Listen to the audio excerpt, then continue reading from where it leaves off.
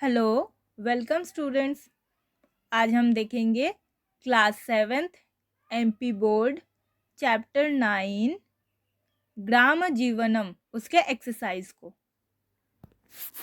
Students जिन्होंने अभी तक इस चैनल को सब्सक्राइब नहीं किया है तो जल्द से जल्द सब्सक्राइब कीजिए और साथ ही साथ बेल आइकन पर क्लिक कर दीजिए ताकि हम जब भी न्यू वीडियो अपलोड करें आप तक नोटिफिकेशन पहुंच जाए।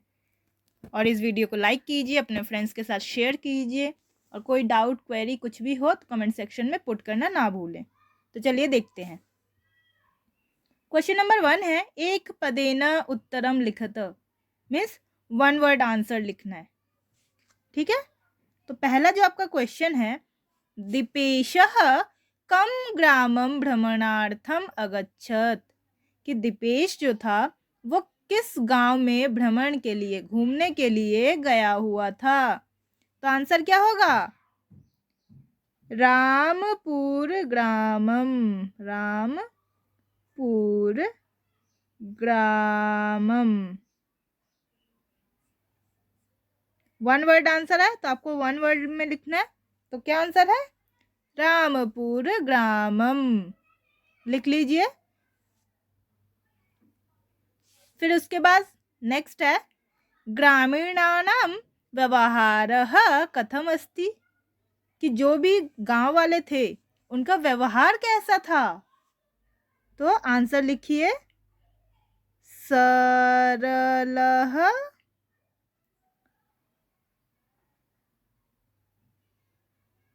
प्रेम पूर्णः च, सरल और प्रेमपूर्ण। तो गांव वालों का व्यवहार कैसा था? सरल और प्रेमपूर्ण। क्योंकि एक पद देना बोल रहा है तो आपको इतना ही लिखना है, एक्स्ट्रा कुछ भी नहीं लिखना है। आगे देखिए, देशस्य आधारः कः, कि देश का आधार कौन है? गांव। तो आंसर होगा ग्रामः।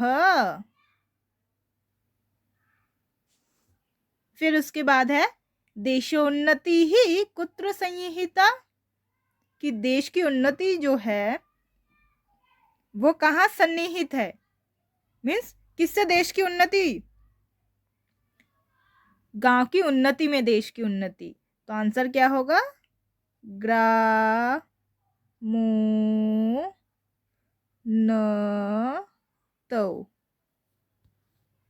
ग्रामस्य उन्नतौ मीन्स गांव की उन्नति में। तो उसको हम वन वर्ड में लिखेंगे ग्रामोन्नतौ।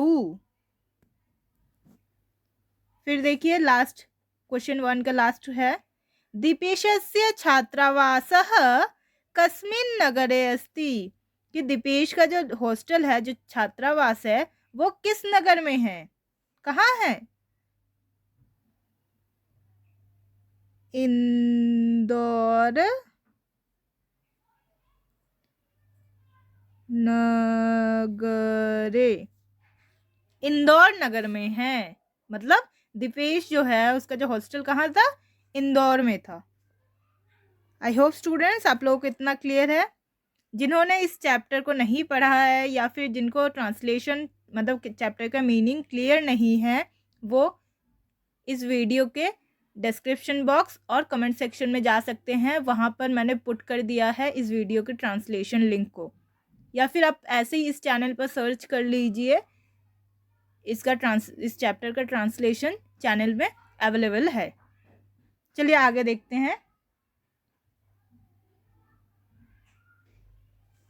क्वेश्चन 2, एक वाक्येन उत्तरम लिखत, मीन्स वन सेंटेंस में आंसर लिखना है। मतलब ज़्यादा एक्सप्लेन नहीं करना है, ब्रीफली जितना पूछा गया है डायरेक्ट सिर्फ उतना ही बताना है, उससे ज़्यादा कुछ भी नहीं बताना है। तो देखिए, ग्रामम परितः किम अस्ति, कि गांव के चारों ओर क्या है? क्या है गांव के चारों ओर? कृषि भूमि, गोचारण भूमि और अलग अलग वृक्ष। तो लिखिए, पहले तो लिखेंगे इतना कि ग्रामम परितः, इतना लिखिए। तो ग्रामम परितः आगे लिखेंगे कृषि भूमि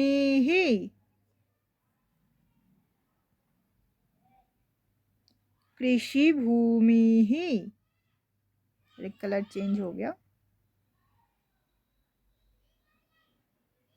थोड़ा मोटा कर लूँ, हाँ, यहाँ पे फिर विसर्ग, ये भी कलर चेंज हो गया,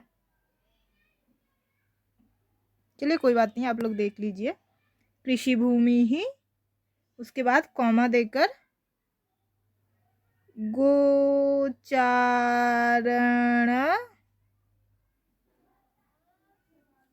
भूमि, गायों को चढ़ाने के लिए, मीन्स गायों को घुमाने के लिए, आपने जो जो गांव से है उनको भी पता होगा कि खेत में घुमाते, या फिर मूवीज में देखेंगे आप लोग कि जो भी किसान होता है वो अपने गायों को खेत में घुमाने ले जाता है, तो गौचारण भूमि। उसके बाद है विभिन्न विभिन्न वृक्षाश्च,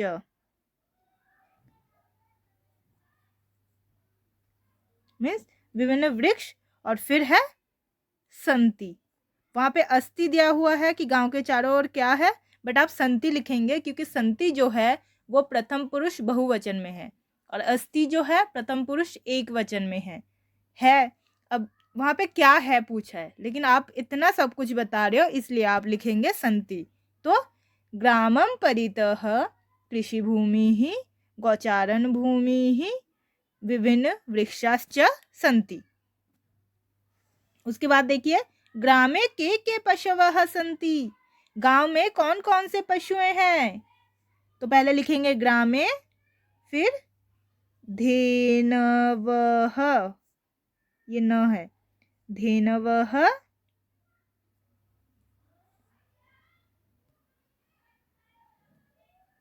फिर महिष्यः,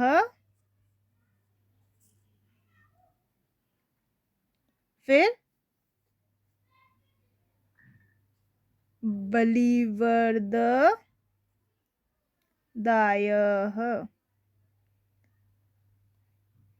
मतलब बलिवर्दः आदायः मीन्स आदि इत्यादि, बलिवर्ददायः, बहवः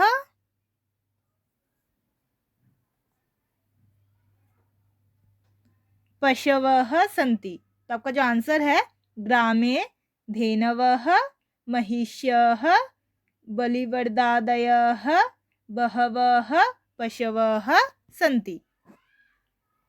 फिर देखिए थर्ड, झीड़ी ग्रामस्य महत् वैशिष्ट्यम किम, कि झीड़ी गांव की जो विशिष्टता है, महत् मीन्स जो मेन विशिष्टता है वो क्या है, तो लिखिए झीड़ी ग्रामस्य,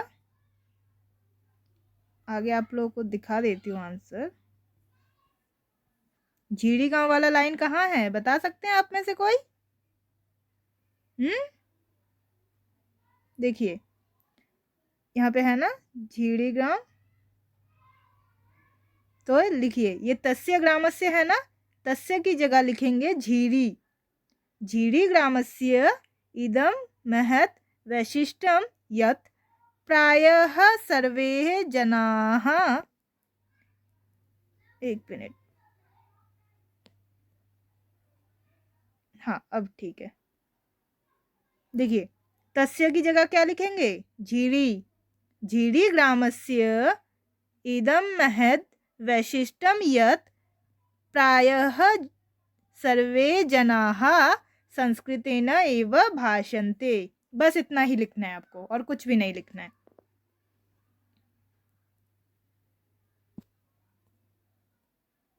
उसके बाद हट्टे विक्रेतारः किम किम विक्रीणाति, हट्टे मतलब मार्केट में, कि जो भी बेचने वाले लोग हैं वो क्या क्या बेचते हैं, अब ये बताइए वो कहाँ पर है? ये देखिए हट्टम आगत्य, तो ये ना लिखकर आप लिखेंगे हट्टे, पहले हट्टे लिखेंगे फिर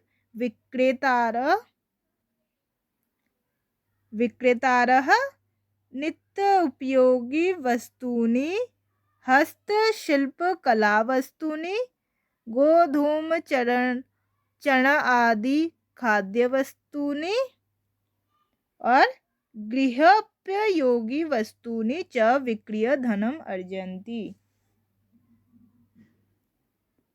क्लियर है? मतलब डेली यूज वाले सामान बेचते हैं, फिर उन्होंने हाथों से भी जो भी बनाया हैंडमेड चीजें वो बेचते हैं, फिर गायों के लिए और भी जो पशु हैं उनके लिए खाद्य वस्तु बेचते हैं। क्लियर है? मतलब जो भी घर में यूज होने वाली चीज है वो सब कुछ उस मार्केट में बेचते हैं, जो भी उनका हट। ठीक है। फिर कृषकाः कथम कृषि कर्म कुर्वन्ति। जो कृषक मीन्स जो किसान हैं वो कैसे कृषि कर्म करते हैं। तो लिखिए कृषकाः, फिर तापम, शीतम, वृष्टिम,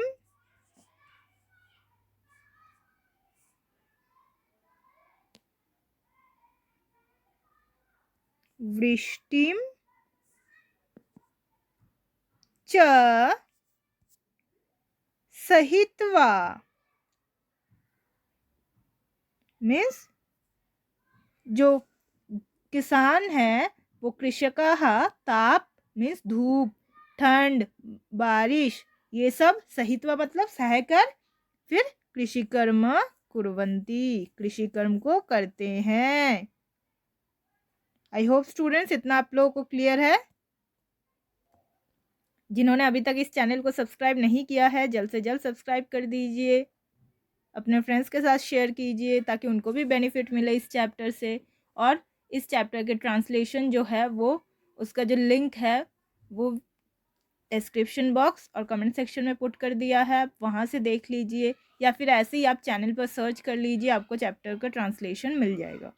आगे देखिए, फिर है क्वेश्चन नंबर 3, रेखांकित पदानाम आचारेण प्रश्न निर्माणम कुरुत। मीन्स जो भी अंडरलाइन किए हुए वर्ड्स है उनके आधार पर प्रश्न निर्माण करना है। पहला देखिए, पहला है छात्रावासे स्थित्वा सम्यक अध्ययनम करोमि। मीन्स हॉस्टल में रहकर सही से मतलब ठीक से अध्ययन पढ़ाई कर रहा हूँ। तो यहाँ पे जो है छात्रावासे मीन्स हॉस्टल में, तो फिर क्वेश्चन क्या बन सकता है कि कहाँ रहकर सही से पढ़ाई कर रहा हूँ। तो फिर छात्रावासे की जगह आएगा कुत्र। कुत्र मतलब कहाँ। तो सेंटेंस पूरा लिखेंगे कि कुत्र स्थित्वा सम्यक अध्ययनम करोमि। और अगर आप कुत्र लिख रहे हैं क्योंकि आप क्वेश्चन फॉर्म कर रहे हैं तो सेंटेंस के एंड में क्वेश्चन मार्क देना ना भूलना, बहुत इंपॉर्टेंट है क्वेश्चन मार्क देना। आगे देखिए, मासिक मूल्यांकने भगिन्याः प्रथम स्थानम स्यात्। कि मासिक मूल्यांकन में बहन का प्रथम स्थान है। मीन्स मंथली जो भी यूनिट टेस्ट या कोई और टेस्ट होता है उसमें जो बहन है उसका प्रथम स्थान है, मतलब वो फर्स्ट आई है। तो भगिन्याः बहन का, तो फिर क्या आएगा किसका, तो किसका के लिए क्या आएगा कस्याः। तो आप जब क्वेश्चन फॉर्म बना के लिखेंगे तो आप लिखेंगे मासिक मूल्यांकने कस्याः प्रथम स्थानम स्यात् और फिर क्वेश्चन मार्क। कस्या इसलिए क्योंकि भगिनी जो है वो स्त्रीलिंग है, भगिनी नदी स्त्रीलिंग है तो भगिन्या, ये षष्ठी एक वचन है तो इसलिए कस्या किया है। अगर ये पुल्लिंग होता तो कस्य करते। फिर उसके बाद देखिए, ग्रामम परितः कृषि भूमि ही अस्ति। गांव के चारों ओर कृषि भूमि है। इसमें अंडरलाइन किया हुआ है ग्रामम, तो कम ग्रामम जो है वो द्वितीय एक वचन में है तो इसलिए गांव के चारों ओर कृषि भूमि है।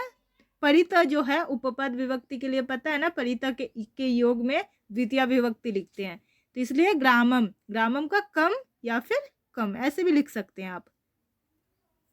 कम अनुस्वर हम तभी लगाते हैं जब म हलंत के बाद कोई व्यंजन हो तब अनुस्वर यूज़ किया जाता है। तो आप कम लिखिए क्योंकि आप छोटे क्लास में हैं, शायद आपके टीचर मार्क्स दे दें, बट वैसे अगर प्रैक्टिस करेंगे तो मैं कहूँगी कम लिखना प्रैक्टिस कीजिए। तो कम परितः कृषि भूमि ही अस्ति, फिर क्वेश्चन मार्क, किसके चारों ओर कृषि भूमि है। उसके बाद देखिए लास्ट के दो, वास्तविकम भारतम नाम ग्राम एव, वास्तविक भारत का नाम ग्राम है, तो ग्राम एव, तो इसकी जगह पे क्या आएगा, कह। ग्राम जो है वो पुल्लिंग है, फिर क्वेश्चन मार्क, तो आपका आएगा वास्तविकम भारतम नाम कह। कह एव कर सकते हैं या कह करने से हो जाएगा। फिर आगे देखिए जो लास्ट है प्रश्न निर्माण हमारा, तो उसमें क्या है, तई सह मिलित्वा वार्तालापम कृतवन्तः, उनके साथ मिलकर वार्तालाप किया, मीन्स बातचीत की। तो किनके साथ, तई सह, कई सह, क्योंकि सह योग है तृतीया विभक्ति, अब तई जो है वो बहुवचन में है, तो इसलिए क्वेश्चन फॉर्म जब करेंगे तो कई सह मिलित्वा वार्तालापम कृतवन्तः, question mark. I hope students clear है। अगर आपने अभी तक इस चैनल को सब्सक्राइब नहीं किया है तो जल्द से जल्द सब्सक्राइब कर दीजिए। आगे देखिए, पाठ आधारेण त्वांत पदानि लिखत, मीन्स पाठ के आधार पर त्वा प्रत्यय यूज करके वर्ड को लिखना है। जैसे भवती, जैसे भू प्लस त्वा, तो क्या हो गया, भूत्वा, क्योंकि भू धातु जो है कैसे चलता है, भवती भवतः भवंती, इसलिए भू प्लस त्वा भूत्वा। फिर है मिल प्लस त्वा, तो इसका हो जाएगा मिल प्लस त्वा क्या होगा, मिलित्वा। मिल प्लस त्वा मिलित्वा, क्योंकि मिलती मिलता मिलनते ऐसे चलता है, लेकिन मिल प्लस त्वा मिलित्वा। फिर है दृश प्लस त्वा, दृश जो है ना इसका थोड़ा अलग चलता है, तो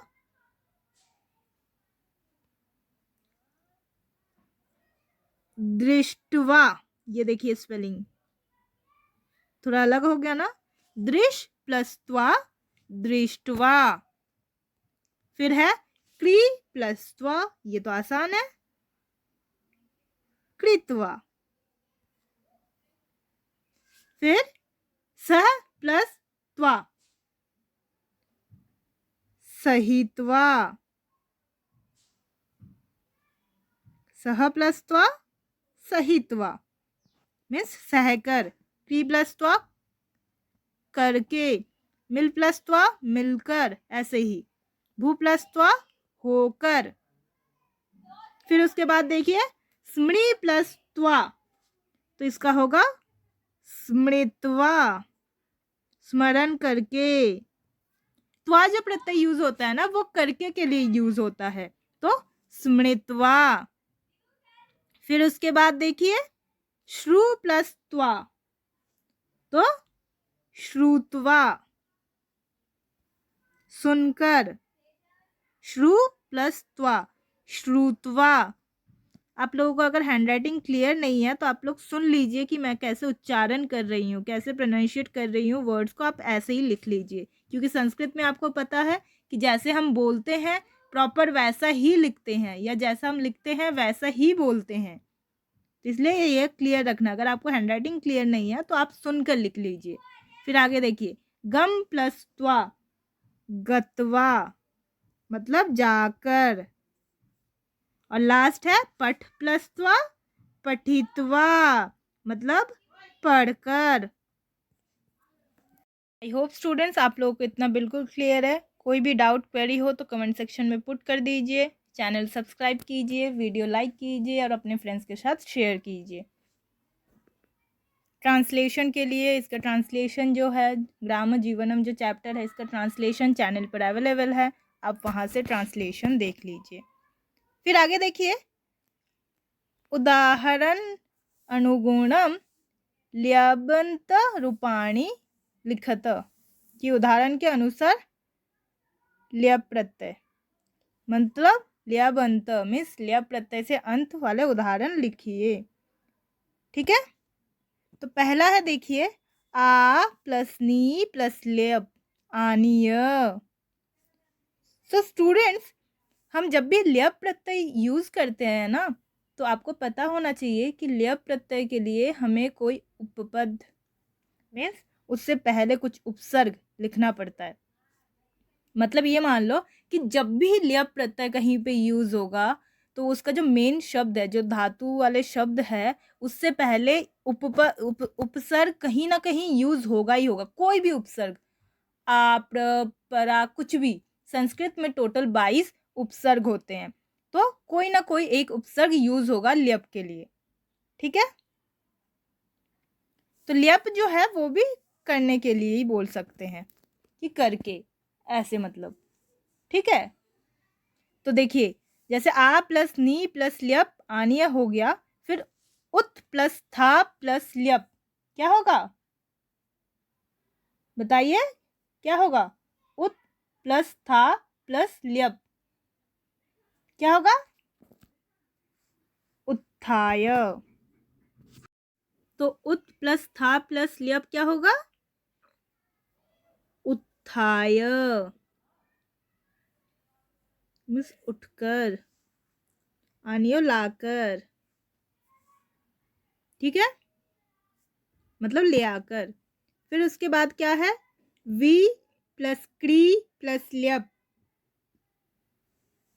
क्या होगा, विक्रिय।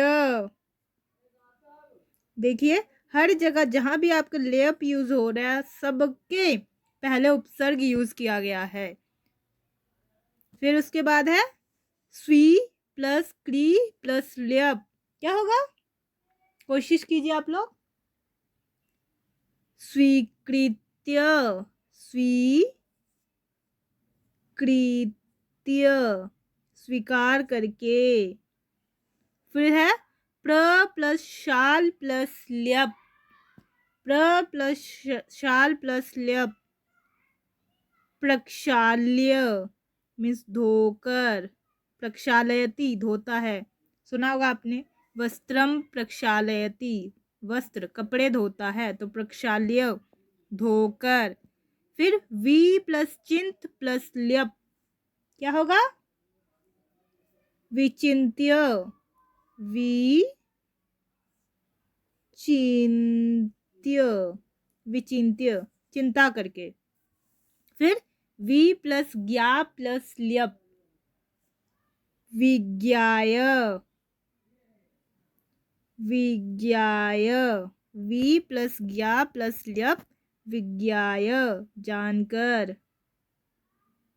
फिर आगे देखिए, वी प्लस लिख प्लस ल्यप विलिख्य। अगर आपको धातुओं के मीनिंग क्लियर है तो वो तो मीनिंग आप ऐसे निकाल सकते हैं, विलिख्य। फिर उप प्लस क्री प्लस ल्यप उपकृत्य। और फिर लास्ट है आ प्लस गम प्लस ल्यप क्या होगा, आगम्य। कहीं कहीं पर आपको इसकी जगह पर आगत्य भी देखने को मिलता है। क्लियर है स्टूडेंट्स। चैनल को जल्द से जल्द सब्सक्राइब कीजिए अगर आपने चैनल सब्सक्राइब नहीं किया है, और अगर किया है तो बहुत अच्छी बात है। इस वीडियो को शेयर भी कीजिए, और भी दूसरे वीडियोस है वो भी अपने फ्रेंड्स के साथ शेयर कर सकते हैं, अपने घर के बड़ों के साथ शेयर कीजिए ताकि वो भी संस्कृत सीखे। तो चलिए आगे देखते हैं। त्वा या फिर ल्यप योगेना वाक्यानि यजुयुन्तु। त्वा प्रत्यय या फिर ल्यप प्रत्यय को जोड़कर वाक्य, दोनों वाक्यों को जोड़ना है। जैसे कि यहाँ पे यथा एग्जाम्पल, फॉर एग्जाम्पल दिया हुआ है, देखिए, बालिका प्रश्नान पठती मीन्स लड़की जो है वो प्रश्नों को पढ़ती है, उत्तराणी लिखती और उत्तरों को लिखती है। तो यहाँ पे दो सेंटेंस हो गए। हिंदी में भी अगर आप पढ़ेंगे तो मिश्र वाक्य, संयुक्त वाक्य, सरल वाक्य ऐसे मिलेंगे। तो यहाँ पे ये जो है सरल वाक्य कि नॉर्मली हाँ लड़की प्रश्नों को पढ़ती है, उत्तरों को लिखती है। तो ये हो गया नॉर्मल 2 सेंटेंसेस। फिर देखिए यहाँ पे पठित्वा किया है, मीन्स पठ प्लस त्वा किया है, पठ प्लस त्वा प्रत्यय यूज किया है, तो इसलिए पठित्वा। तो बालिका प्रश्नान पठित्वा उत्तरानी लिखती, जो लड़की है वो प्रश्नों को पढ़कर उत्तर लिखती है। ऐसे ही आपको करना है। फिर आगे देखिए, बालकः फलम खादति, लड़का या बालक फल खाता है। फिर दुग्धम पीवती, दूध पीता है। तो यहाँ पे फल खाता है, दूध पीता है, तो फिर क्या होना चाहिए कि बालक फल खाकर दूध पीता है। तो खादती, खादती में कौन सी धातु है? खाद धातु। और फिर त्वा प्रत्यय, खाद प्लस त्वा हो गया खादित्वा। तो क्या सेंटेंस बनेगा? बालकः फलम खादित्वा दुग्धम पीवती। फिर उसके बाद देखिए, कवि ही संस्कृतम जानाति, कि कवि जो है वो संस्कृत जानता है। काव्यम लिखती, और काव्य लिखता है। तो फिर क्या होगा? जो कवि है, कवि संस्कृत जानकर काव्य लिखता है। तो जानने के लिए कौन सी धातु यूज करते हैं? ज्ञा धातु, ज्ञा धातु जानने के लिए। और फिर त्वा प्रत्यय लगा दिया, क्योंकि जानकर कर के लिए हम यूज कर रहे हैं। तो क्या हो जाएगा? ज्ञात्वा। तो कवि ही संस्कृतम ज्ञात्वा काव्यम लिखति। आई होप स्टूडेंट्स इतना आपको क्लियर है। फिर देखिए, ऋचा गृहम आगच्छति गृह कार्यम करोति, कि ऋचा घर आती है और होमवर्क करती है। 2 सेंटेंस हो गए। अब यहाँ पे गच्छति, जैसे कि आपने सुना ही होगा, तो गच्छति के लिए क्या यूज हुआ है? गम धातु। अब यहाँ पे गम धातु यूज हुआ है, जबकि बोला त्वा और ल्यप दोनों में से एक यूज करना है। तो यहाँ पे क्या यूज होगा? त्वा या ल्यप? यहाँ पे ल्यप यूज होगा। क्यों त्वा नहीं यूज होगा, ल्यप यूज होगा? क्योंकि यहाँ पे आगच्छति, यहाँ पे आ उपसर्ग ऐड किया है। और मैंने आपसे पहले ही कहा था कि अगर उपसर्ग लगाया हुआ है और यहाँ पे आ उपसर्ग है, तो उपसर्ग लगाने से क्या होता है? हम त्वा ना करके हम ल्यप यूज करते हैं। तो आ प्लस गम प्लस ल्यप, तो इसमें क्या होगा?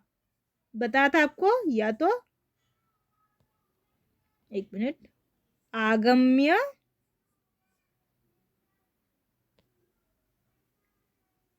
आगम्य या फिर आगत्य। क्लियर है? ल्यप हमने इसलिए यूज किया है, यहाँ पे उपसर्ग लगे हुए हैं, आ उपसर्ग। फिर उसके बाद देखिए, तो इसका क्या सेंटेंस बनेगा? ऋचा गृहम आगत्य गृह कार्यम करोति। आगे देखिए, अर्चकः देवालयम गच्छति पूजाम करोति। जो अर्चक है, मीन्स जो पूजा करने के लिए गया हुआ है मंदिर, तो वो मंदिर जाता है और पूजा करता है। तो यहाँ पे गच्छति है, तो यहाँ पे क्या आएगा? गम प्लस यहाँ पे त्वा आएगा। क्यों? क्योंकि इसमें उपसर्ग नहीं है। गम प्लस त्वा इज इक्वल टू गत्वा।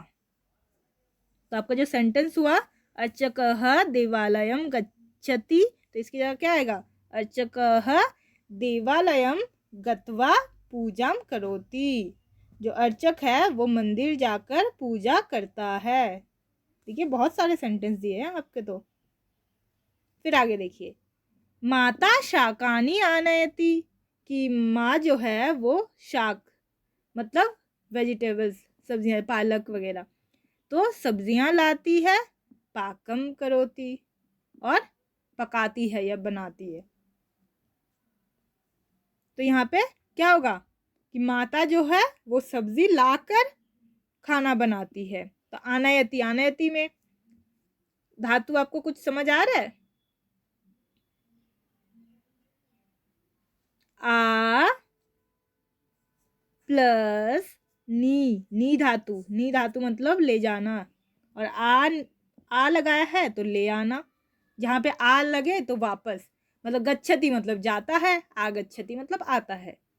नयति मतलब ले जाता है, आनयति मतलब ले आता है। तो आ प्लस नी प्लस त्वा या ल्यप, यहाँ पे आएगा ल्यप, क्योंकि यहाँ पे उपसर्ग है। तो आ प्लस नी प्लस ल्यप क्या होगा? आनीय। तो आपका जो सेंटेंस बनेगा, माता शाकानि आनीय पाकम करोति। फिर उसके बाद देखिए, जनकः प्रभाते उत्तिष्ठति योगाभ्यासम करोति। तो उत्तिष्ठति में धातु क्या है? स्था धातु, स्था का तिष्ठ बन जाता है स्था, और प्लस यहाँ पे पहले उत आएगा कि उत्तिष्ठति। स्था मतलब रहना और उत मतलब उठना, तो स्था प्लस यहाँ पे भी ल्यप आएगा। तो क्या होगा? उत्थाय। तो आपका जो सेंटेंस है, जनकः प्रभाते उत्थाय योगाभ्यासम करोति। उसके बाद देखिए, दीपेशः हस्तम प्रक्षालयति, कि दीपेश हाथ धोता है, भोजनम करोति और भोजन करता है। तो यहाँ पे भी आएगा, क्या आएगा? धोने के लिए एक विभक्ति, वो एक वर्ड यूज करते हैं, याद आया कुछ? क्या वर्ड है? भूल गए। यहाँ पे एक धोने के लिए बोला था ना, शाल, प्रक्षाल, याद नहीं? प्रक्षालयति मैंने कहा था, तो ये देखिए प्रक्षालयति। तो यहाँ पे क्या हो गया? शाल प्रत्यय, सॉरी शाल धातु। अब शाल धातु, ये देखिए प्र भी लिखा है, और प्र जो है उपसर्ग है, तो इसलिए पहले प्र यूज किया है। अब उपसर्ग यूज किया है तो ल्यप प्रत्यय यूज करेंगे। तो क्या बनेगा? प्रक्षाल्य। दीपेशः हस्तम प्रक्षाल्य भोजनम करोति। फिर उसके बाद देखिए, समीधा मनसि विचिन्तयति, कि समीधा मन में सोचती है। लेखम लिखति, लेख लिखती है। तो यहाँ पे विचिन्तयति, इसमें जो मूल शब्द है, जो धातु है, वो है चिंत धातु। चिंत अर्थात चिंता करना। तो वी दिया हुआ है, वी उपसर्ग। अब अगर उपसर्ग है तो ल्यप, त्वाना होके ल्यप। ठीक है, तो फिर क्या होगा? विचिन्त्य, विचिन्त्य। तो फिर होगा समीधा मनसि विचिन्त्य लेखम लिखति, मीन्स समीधा मन में सोचकर लेख लिखती है। फिर उसके बाद देखिए, आराधना स्नानम करोति, आराधना स्नान करती है या नहाती है। पूजाम करोति, पूजा करती है। तो आराधना स्नानम करोति, करोति में मूल धातु क्या है? क्री। और यहाँ पे जैसे कि देखिए उपसर्ग नहीं है, तो क्री प्लस त्वा,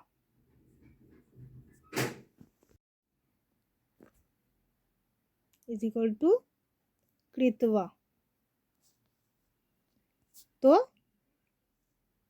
आराधना स्नानम कृत्वा पूजाम करोति, अर्थात आराधना स्नान करके पूजा करती है।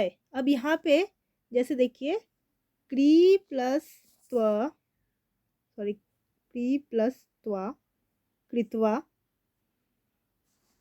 ठीक है, यहाँ पे कृत्वा ना लेकर आप स्नान को भी ले सकते हैं, स्नान भी एक क्रिया है।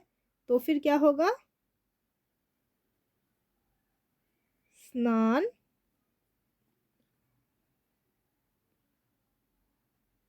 प्लस त्वा, स्नात्वा।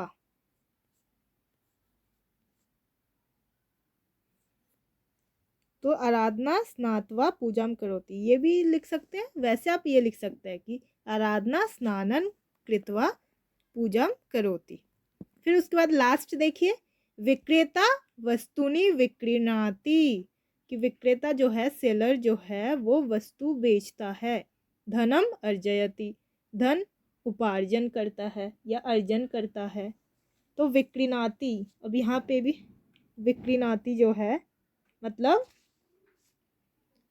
बेचता है।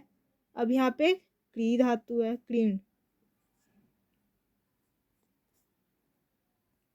वी उपसर्ग, जैसे कि आपको पता है संस्कृत में 22 उपसर्ग होते हैं, और फिर ल्यप।